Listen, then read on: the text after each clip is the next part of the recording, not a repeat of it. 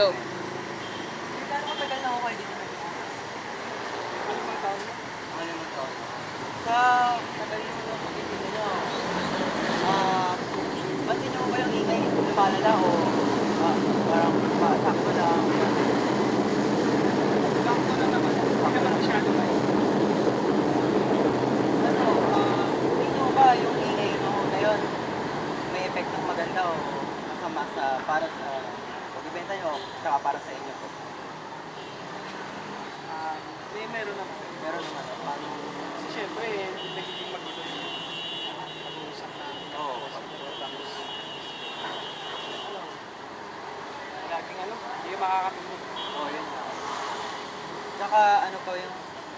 Sa kalusugan po, wala po ba kayong mga Sa kalusugan dito? Meron, syempre, kasi hindi ka makakapagpahinga. Tawag dito siya iba sa bahay naman na... Kaya ako nang paano ko para makapagpahinga pa ba. Pero pag dito natutulog yung ibang kasamahan ko, kasi na nakakapagpahinga na masyado. Dahil iba na sa bahay, ngayon mo nakapagpahinga na. So wala nga akong sinupuin na maganda ka masaya. Wala talaga bang... Kala ko pinigay sa'yo, tapos... Tingin nyo anong pwedeng gawing remedyo para doon? Tingin nyo, maingay. Tingin nyo ba? Gusto silan pa ba? Sa tingin ko, hindi na kasi hindi mo naman yung tao na mag-usap o kung anong gagawin nila kasi wala namang batas na sa kaya ng mga sasakyan. Oo.